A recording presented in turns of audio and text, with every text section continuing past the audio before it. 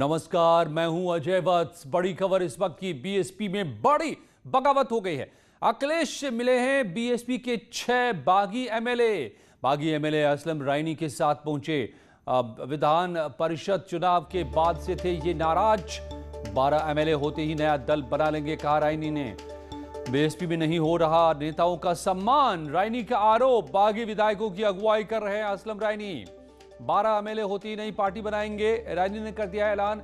6 विधायकों के साथ फिलहाल की है मुलाकात अखिलेश यादव से। बड़ी बगावत बीएसपी में। क्या आपको कॉन्फिडेंस है कि 12 सदस्य भी आपके साथ आ जाएंगे? बस कॉन्फिडेंस है। अगर यही रवैया रहा तो बहुजन समाज पार्टी, जो लोगों का मकसद है, माननीय सतीश चंद्र मिश्रा जी का मकसद है कि बहुजन समाज पार्टी को जब तक खाक में न मिला देंगे, मिट्टी में नहीं मिला देंगे, जब तक वो चैन से बैठेंगे नहीं। लेकिन वो लोग तो आप पे अनुशासनहीनता का आरोप लगा रहे, रामाचल राजभर हो या लालजी वर्मा हो।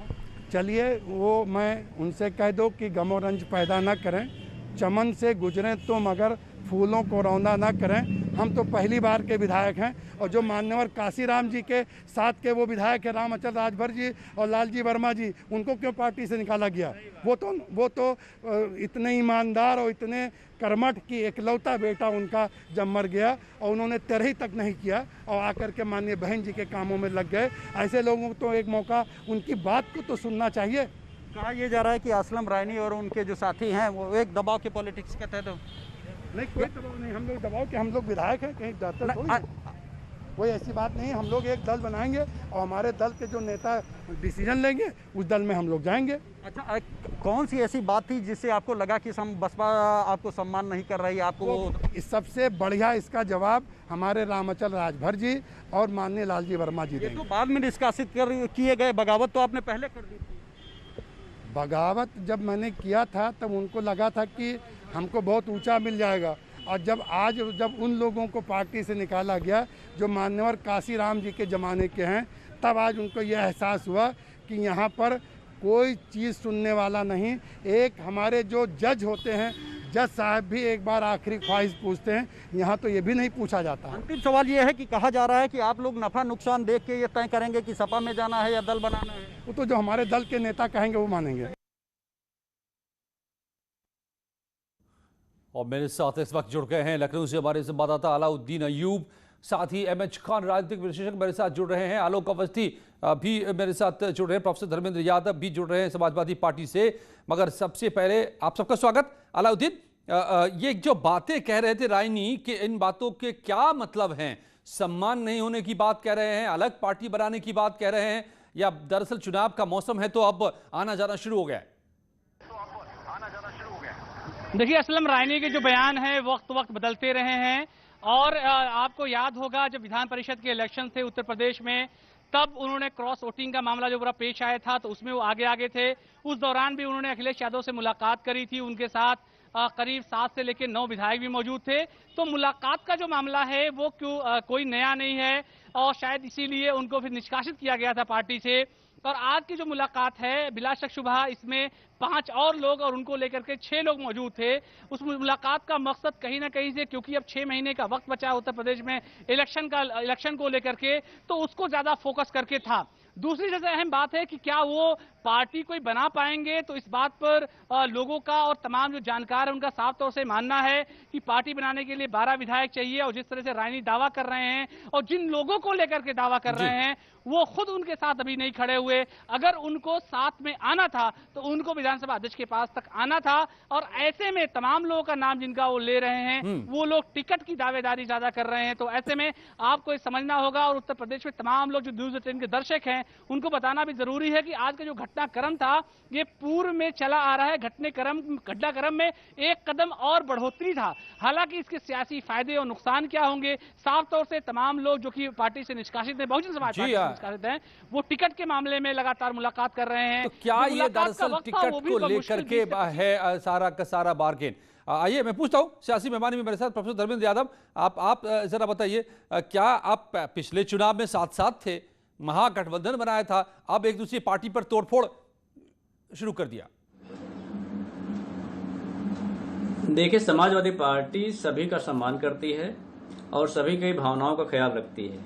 और इसी की वजह से जो भी पार्टी में आके मिलता है या मिलना चाहता है या पार्टी में काम करना चाहता है, हम उन सबका स्वागत करते हैं जो समाजवादी विचारधारा में अपनी आस्था रखते हैं और समाजवादी विचारधारा के हिसाब से काम करना चाहते हैं। इससे आगे कुछ नहीं है इसमें।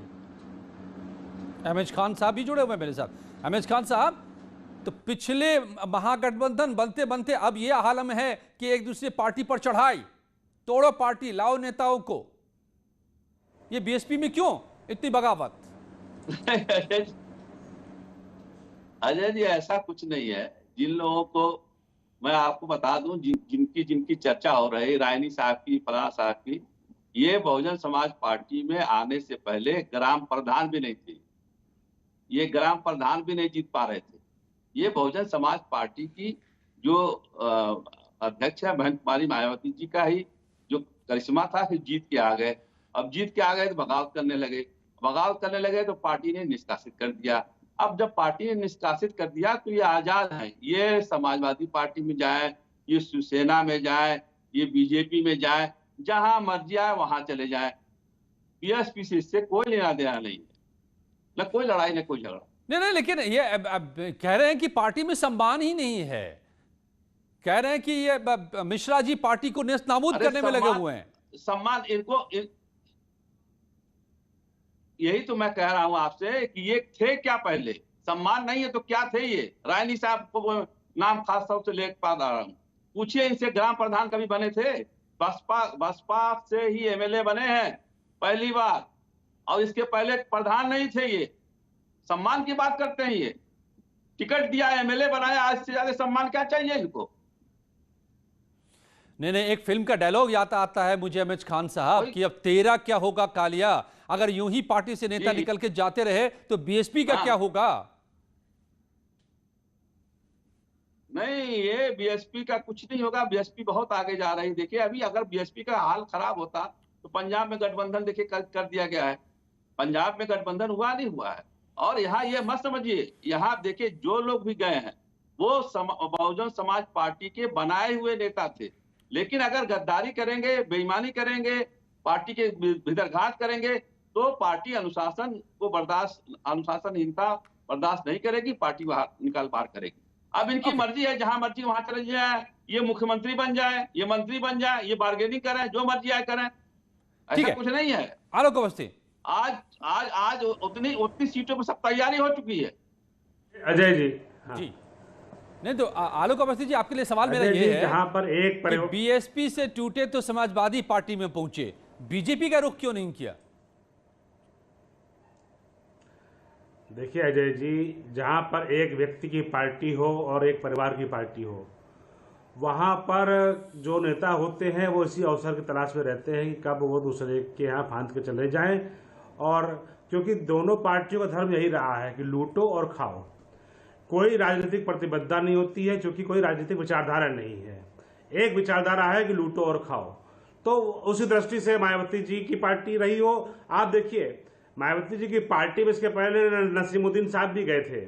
उन्होंने क्या आरोप लगाए थे कि चंदे की वसूली हमसे जबरन कराई जा रही थी, और तमाम उन्होंने आर्थिक अपराधों के आरोप मायावती जी पर लगा के गए थे वो। और एक बात जरूर और अच्छी है कि जो मायावती जी की पार्टी में नेता काम करता है, अच्छी है या बुरी है उन नेताओं के लिए है कि वहां पर उनकी कोई कुर्सी निश्चित नहीं है। कब मायावती जी सालों से काम करते हुए कार्यकर्ता को निकाल के बाहर खड़ा कर दे, पैदल कर दे, ये कोई नहीं कह सकता वो कितने दिन तक पार्टी में रहेगा। तो राजनीतिक अनिश्चितता जहां पर है वहां पर इस तरह की पार्टियों को जाएगा ही। तो आपने तो एक साथ दोनों पार्टियों को लपेट दिया। सुन रहे ना आप लोग, अहमद खान साहब, धर्मेंद्र यादव जी, अरे देखिए चाचा को लाग रहा के बारे में पूछ लीजिए ना। एक व्यक्ति, एक परिवार की पार्टी, दोनों के बीच में लेन देन चलता रहता है। हाँ, लेन देन चलता रहता है। अभी लोकसभा में लेन देन किया ना, लोकसभा में मायावती जी ने 10 सांसद जितवा लिए अपने। अखिलेश जी के 5 सांसद ही रह गए, जो पहले थे वही अब रह गए। नफा नुकसान में ये हुआ कि अखिलेश जी की स्वयं की पत्नी हार गई, भाई हार गया, भतीजा हार गया। तो मायावती जी को सौदा करना आता है, तो उन्होंने जो है अपना फायदा उठाया, इनको जो है कूड़े फेंका। तो आज जो है उनके नेता जो है वही हाल मायावती जी के कर रहे हैं कि वो उनका साथ छोड़ करके जहां उनको लग रहा है वहां जा रहे हैं। तो ये तो दूरा कुश्ती है। और दोनों राजनीतिक पार्टियों को मैंने कहा कि एक ही असूल है कि लूटो और खाओ। तो लूटो खाओ का जो सिद्धांत रहेगा वो ऐसा ही नतीजा आएगा। ठीक है खान साहब। अजय जी, अवस्थी जी को शायद याद नहीं होगा, 3 बार बीजेपी के समर्थन से मायावती जी मुख्यमंत्री बनी थी, तो क्या ये भी लूट खा रहे थे क्या? जरा जवाब दे दीजिए। ये लूट खा रहे थे ये साहब? हमने तो समर्थन दिया था आदमी को जब हमने तो समर्थन दिया था और मुख्यमंत्री बनाया था, ईमानदारी से बनवाया था, और हमारे समय में लूट खा नहीं हो पा रहे थे। हमारे समय पे लूट खा नहीं दी हमने उनको, हमारा कंट्रोल था, कोई लूट खा मार नहीं करने दी गई थी। मायावती जी ने जो लूट मार करी है, जब वो मुख्यमंत्री अपने इंडिपेंडेंट बनी है, तब जो है 7-7 3-3 लाख रुपए का हाथी खड़े किए, 40,000 रुपए का पत्थर भूल जाते हैं अपने 3-3 लाख में लगाए गए। तो ये मायावती तब किया जब 2009 में स्वयं मुख्यमंत्री बनी। रीता बहुगुणा जोशी, ये कौन लोग हैं? ये कौन लोग बताइए ना, ये कौन लोग कहां से आ गए आपकी पार्टी में? तमाशा है। देखिए हमारी पार्टी की विचारधारा, अरे सुनिए तो क्या विचारधारा है आपकी पार्टी की बता दीजिए। आप सर्वजन हिताय सर्वजन सुखाय की बात करते हैं, कौन से सब जनों का आपने हिताय किया बता दीजिए? सिर्फ एक वर्ग का आपने जो है साथ दिया, उसके अलावा किसी को हिस्सेदारी नहीं दी। हमेशा एक व्यक्ति को आपने दिया। आपने व्यक्तियों के नाम पे खाली एक मिश्रा परिवार को मिश्रा परिवार को आपने दिया, बाकी आपने सारा जो है अपने वर्ग को दिया। तो आप जब सर्व समाज की बात करते हैं और उनको हिस्सेदारी नहीं देते हैं, तो आपके नेताओं को हमेशा जो है इसीलिए धोखा उठाना पड़ता है। लोग जो है आते हैं आपके यहाँ और लेके चले जाते हैं आपके यहाँ से। वही नतीजा है कि आज विधायक छोड़कर जहाँ पे खड़े हो गए बाहर। ओके ठीक है धर्मेंद्र यादव जी, इसके बारे में कभी सोचा है आपने? ठीक है समाजवादी पार्टी से भी धर्मेंद्र यादव जी। धर्मेंद्र यादव जी बीजेपी 3 बार क्यों आपने ऐसा किया? अच्छा ठीक है धर्मेंद्र यादव जी, दरअसल समाजवादी पार्टी हो या बहुजन समाज पार्टी हो, एसपी या बीएसपी में एक ही बी का फर्क है। दोनों में सिद्धांत नहीं, दोनों में विचार नहीं, यहां से वहां से यहां चलता रहता है, पैसे का बोलबाला रहता है। ये सारे आरोप आप पर लगे हैं, अभी आलोक अवस्थी जी ने लगाए हैं, तो कोई ताज्जुब की बात नहीं कि बीएसपी से छूटे समाजवादी में पहुंचे। आलोक अवस्थी जी अगर विचार का सर्टिफिकेट बांटने लगेंगे, अजय जी, आलोक अवस्थी जी जी जी बोलिए आ रही है आपकी आवाज धर्मेंद्र जी। अजय जी, अवस्थी जी कह रहे हैं, अवस्थी जी विचार बांटने का सर्टिफिकेट बांट रहे हैं विचार का, और अभी ये नहीं बता पाएंगे जनता को। इनकी पार्टी में, मैं तो इनकी पार्टी के लोगों से आग्रह करता हूं, जो पिछले 4.5 से अछूत की तरह बैठे हुए हैं, उप मुख्यमंत्री बने हुए हैं और अछूत हैं, वो सारे अछूत हमारे समाजवादी विचारधारा से जुड़े और समाजवादी पार्टी को आगे ले जाएं। ये कैसे बात कर सकते हैं? इनमें एक बहुत बड़ा वर्ग अछूत है, 100 से ज्यादा विधायक इनके विरोध में है, इनके संगठन मंत्री को बता दिया। ये कैसी बात कर रहे हैं? कौन से विचार की बात कर रहे हैं? ये चंदा चोर लोग हैं और ये कफन चोर लोग हैं, ये विचार की बात करते हैं, चोरी की बात करते हैं। इनसे बड़ा डकैत कोई नहीं है अजय जी, अगर देखा जाए तो। आप बताइए, जिस चंदा चोरी में लोग आ रहे हैं, इसकी जांच क्यों नहीं हो रही है? बता रहे हैं, उसकी जांच कराइए अजय जी। कहाँ की बात? हाँ नहीं, आप जांच बैठाओ ना, आप जांच बैठाओ ना, आप चंदा चोरी में जांच बैठाओ ना। चंदा चोरी में आप बोलो कि जांच होनी चाहिए, आप बोल दो कि जांच होनी चाहिए, तो इसलिए आप विधायक चुरा रहे हैं। मैं आपका पूरा सम्मान करता हूं, मैं आपका पूरा सम्मान करता हूं। आप ये बता दीजिए, चंदा चोर हो, ये चंदा चोर होने से डर क्यों रहे हो? आप बोल दो जांच होगी, आप बोल दो जांच होगी, मुझे कोई दिक्कत नहीं। सच का सच, दूध का दूध, पानी का पानी अलग हो जाएगा। नहीं, इसलिए आप विधायक चुरा रहे हैं। कपन उठा लिए और आप विचार की बात करते हो। टोटी चोर कौन है? नहीं, कोई किसी से मिलने आए अजय जी, कोई किसी से मिलने। चंदा चोर कौन है मुझे बताइए? कफन चोर कौन है? कफन चोर कौन है? टोटी चोर, कफन चोर कौन है? चंदा चोर कौन है मुझे बताइए? चंदा चोर कौन है मुझे बताइए? चंदा चोर कौन है?